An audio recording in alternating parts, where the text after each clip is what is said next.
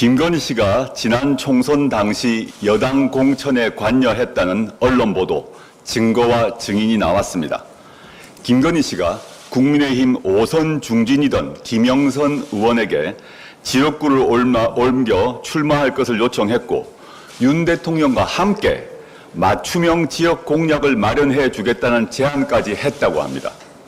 대통령실은 사실 묵은 허위라고 부인하고 있지만, 김건희 씨와 김영선 의원이 주고받은 텔레그램 메시지를 본 국회의원과 여당 당직자들이 여러 명이라고 합니다. 김영선 의원은 공천을 받지 못했지만 김웅 전 국민의힘 의원은 당시에 여사한테 텔레그램 받았다라고 자랑하고 다니는 사람이 있었고 실제 공천을 받았다고 말했습니다. 이 말은 김영선 의원 외에 또 있다는 것입니다.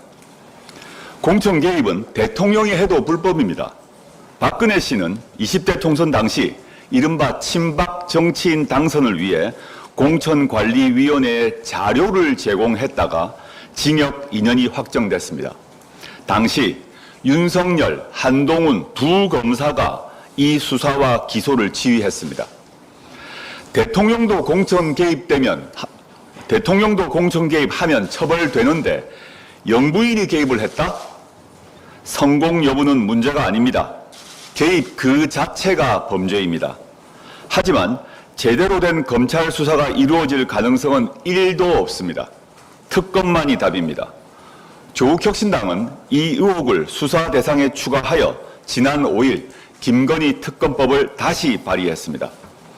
공천 개입, 선거 개입이 사실이라면 법치 파괴에 이른 민주주의 파괴입니다. 명품백 수수 의혹으로 두문불출했던 김건희 씨가 뒤에서는 여당의 공천과 선거에 깊숙이 개입했던 것입니다. 민주주의 절차를 지키는 정당이라면 국민의힘이 진실을 밝히는데 앞장서야 하는 것 아닙니까? 국민의힘 비상대책위원장을 맡아 선거를 진두지휘했던 한동훈 대표가 가장 분개해야 할 일 아닙니까? 특검 필요합니다. 윤석열 대통령은 또 거부권 행사로 아내 사랑을 실천하겠지요.